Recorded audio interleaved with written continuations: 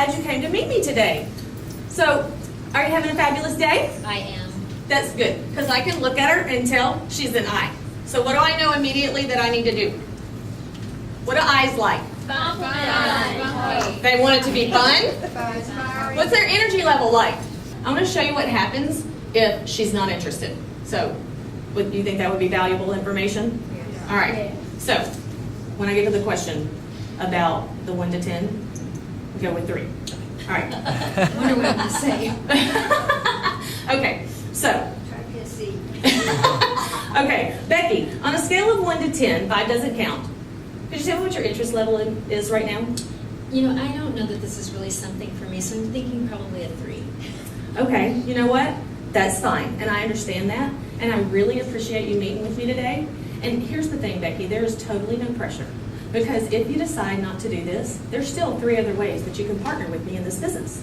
You can always be one of my fabulous hostesses. And you can always be a customer. And you can always give me referrals. So there's 3 ways that we can always continue this fabulous friendship and stay working together and connected and keep you in some beautiful jewelry. So I just want you to know, no matter what your decision is, it's still going to be a positive decision. Okay? All right. Y'all think about that. What's the key word in that sentence? Convince. You don't want to convince anybody. Over here, the focus is on you. You're doing all the talking. That's not going to do you any good. What all did I learn about Becky when I was asking her all those questions? Her family, her travel, likes.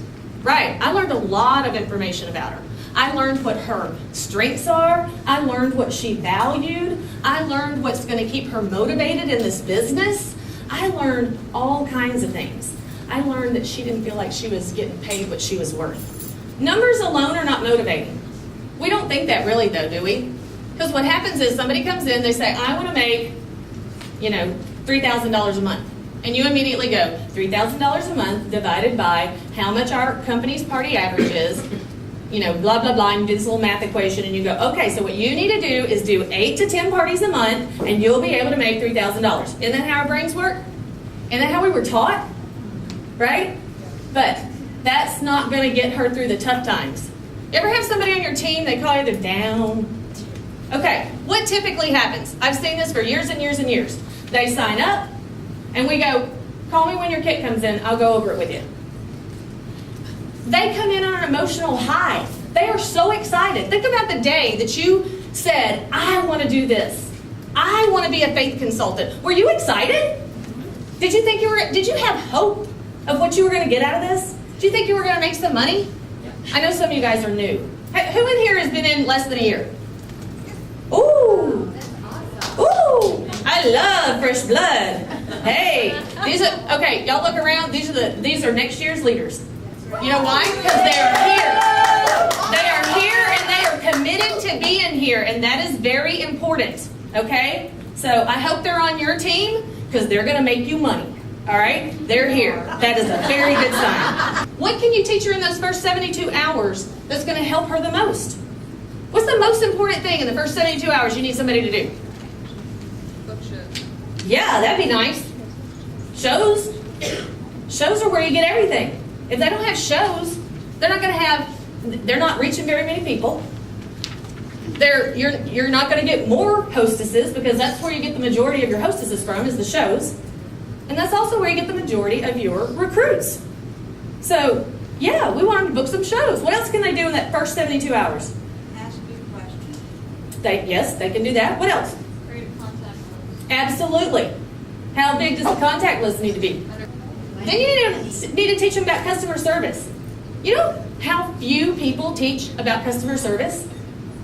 That's your follow-up calls. That's the getting that reorder business. That reorder business is a lot of money that is being left on the table if you're not getting it. And you know it's there. They're already a customer. They already like your stuff. You don't even have to sell it. They love it. All you gotta do is call them and go, hey, got some new stuff. Think you're gonna like it. If you're giving her the profit from the show, what does that say about you? If you bought a McDonald's franchise, would the other guy that has the McDonald's shut his store down to come over and train you? Do y'all see that happen? Y'all ever drive up to a McDonald's that's closed because they're out training another McDonald's? No, that's not business. You have to treat your business like a business if you want to make some money, okay? So that's what you got to do. You don't want to teach them the wrong thing, because what are they going to do? The next time they sign up a recruit, what are they going to do? Right. You have just created a duplicatable system that is going to make you no money. You got to let them know that this is how you make money. You know, sure. Now, if you want to go do her launch party, if that's what you guys do, that's cool. But you get the profit, and she gets the bookings. Okay? Does that make more sense? Okay? Or she just needs to shadow you more often.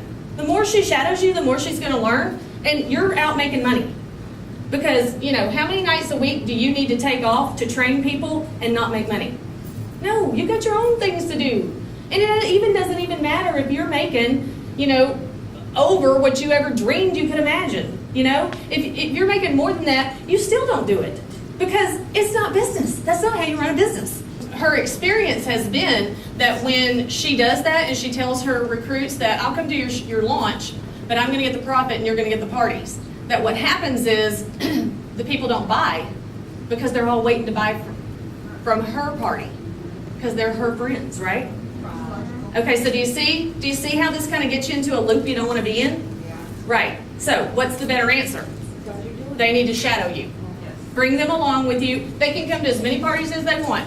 All right. So give them an accomplishment list. You notice I didn't call it a to-do list, right? See the difference in the transformational vocabulary? Accomplishment versus to-do. When you accomplish something, how do you feel? Yeah, doesn't it make you feel good? Hey, if anybody, whoever the C's are, their favorite thing to do is put the list down and mark something off. Sometimes they'll add something to their list that they just did just so they can draw the line through it. Those are the C's. Do you do that? Ah. But the majority of people in the direct sales business, what personality type do you think they are? The I's have it. And it is an overwhelming majority. 65% are I's. So, who do you need to be looking for at your party? Think you can spot them? Do y'all know what FEAR stands for? False evidence appearing real. Your brain is psyching you out. Your brain doesn't know to be scared of stuff. When you were born, you're only scared of two things. Every other fear that you have is learned behavior. You have taught yourself to be scared of it. The winners play full out. You've got to play full out. You got to be enthusiastic. You got to be participating in the conversation and being engaged. How would you feel if you were at a party and everybody sat there? Which of my jewelry do you like? And they were like, you got to teach them to find their own answers. Otherwise, if you are always giving them all the answers, they become dependent on you. Do you see that? See that connection? Leaders cannot be dependent on other people. Leaders are taking the bull by the horns, and they're going and you know, finding new paths. They're figuring out how to work the business better.